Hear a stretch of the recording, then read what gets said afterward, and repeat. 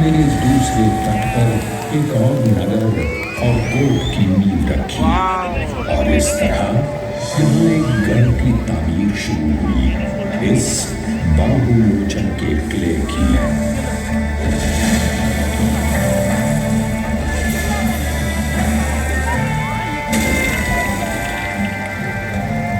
Ready में है ना कुछ?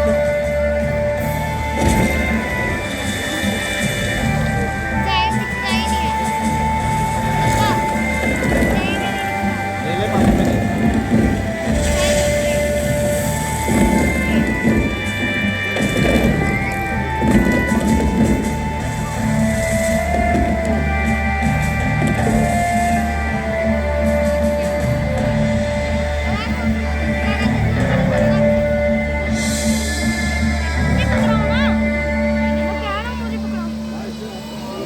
धीरे धीरे जम्मू का नाम और इसके प्यार का संदेश दूर दूर तक फैलने लगा।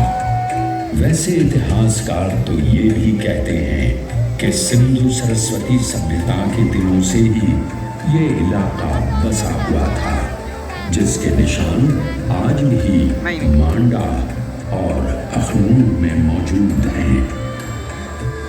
धीरे धीरे यहाँ सनातन धर्म की निशानदेही करने वाले शैव, वैष्णव और शक्ति मतों के मंदिर मठ भी इस स्थान की प्राकृतिक खूबसूरती में चार चांद लगाने लगे। इसी तरह लगभग गौतम बुद्ध के समय से ही यहाँ बौद्ध मत ने भी अपनी जड़ें जमा ली थी, यानी कि मद्र जनपद और अम्बरन यानी अखनूर में। कालांतर में राजपूत, ठक्कर और राणा वंश के शासकों के हाथों इस क्षेत्र में अमन, चैन, शांति का ऐसा दौर आया कि दूर दूर से आए व्यापारियों के कारवां और सैलानियों के झुंड यहाँ की वस्तुओं, कलाओं और शोहरत को चारों दिशाओं में फैलाने लगे। इतिहास बताता है कि धीरे धीरे यहाँ के राजाओं ने जम्मू प्रदेश को छोटी छोटी रियासतों में बांटकर नगर कोटों को बसाया और उनको भारतीय नगर शैली वास्तुकला में निर्मित मंदिरों, महलों, हवेलियों तथा तालाबों से सुसज्जित किया।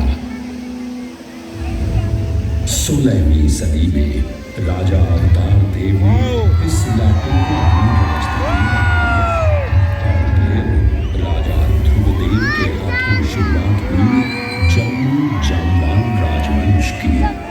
अब तो जम्मू मंदिरों, मज़ारों, सूफियों, महंतों का पवित्र स्थान बनने लगा। पर सब में बहुत ऊंचा स्थान हमेशा से रहा बाबे वाली माता महाकाली का।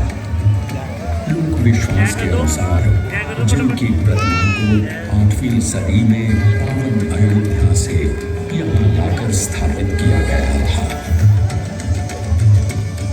साथ ही महान महात्म्य रहा है पास ही कटरा में त्रिपुर पर बसी माता श्री वैष्णो देवी का।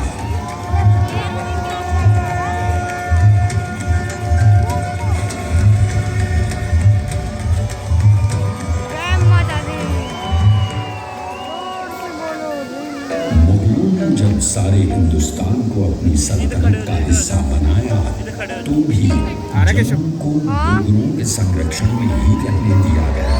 मध्य 8वीं सदी में राजा रणजीत देव के वक्त में जम्मू की डोगरा रियासत फूलने लगी और उन्होंने तब ही मुबारक मंडी के महलों की नींव रखी। राजा रणजीत देव ने आसपास की 22 रियासतों को जोड़कर एक मजबूत राज्य स्थापित किया और जम्मू शहर दारुल अमन या शांति स्थान कहलाने लगा। और यहाँ शांति पाने और अमन के साथ काम करने के लिए हर मजहब के लोग आने और बसने लगे। जहाँ मुगलानी बेगम जैसे बड़े लोग यहाँ बसे तो वहीं हजारों हजारों कारीगर, दस्तकार, कलाकार भी, जिनके नाम पर जम्मू में आज भी कई मोहल्ले मौजूद हैं।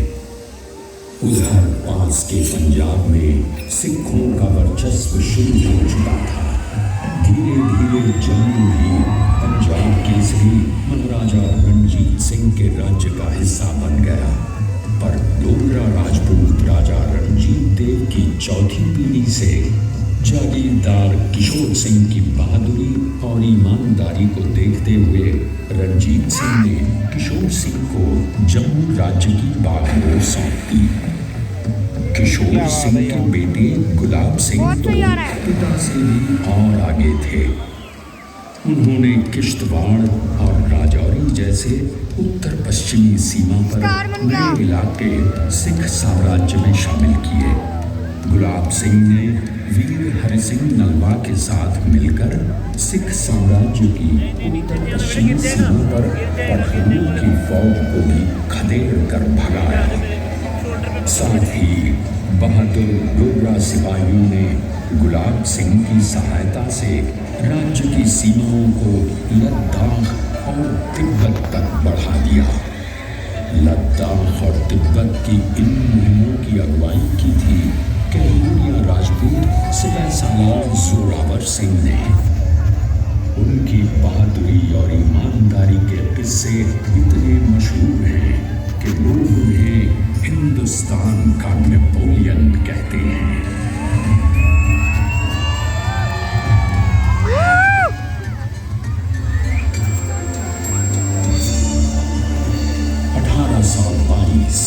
गुलाब सिंह के जम्मू के राजा की गद्दी पर बैठने के बाद इस शहर की किस्मत और चमकने लगी। गुलाब सिंह ने अपने राजा बनने का श्रेय गुरु प्रेमदास की भविष्यवाणी को देते हुए उनकी याद में जम्मू शहर के निकट गांव सुई सिमली में रघुनाथ मंदिर का निर्माण करवाया। इस मंदिर के भित्ति चित्र जम्मू कला के उत्कृष्ट नमूने माने जाते हैं। महाराजा रणजीत सिंह की मृत्यु के बाद अंग्रेजों ने उनके बेटे दिलीप सिंह को गद्दी से हटा दिया। अब पूरा सूबा पंजाब अंग्रेजों के चंगुल में था, पर ये सूरत डोगरों को बर्दाश्त नहीं थी। इसलिए राजा गुलाब सिंह ने अंग्रेजों से अमृतसर में एक संधि की। इस करार के मुताबिक एक नस्ली घोड़ा, 3 सोने के तार से कढ़े कश्मीरी शाल, 12 पश्मीना भेड़ें और 75 लाख रुपए नकद का नजराना ईस्ट इंडिया कंपनी को देकर राजा गुलाब सिंह ने जम्मू कश्मीर और लद्दाख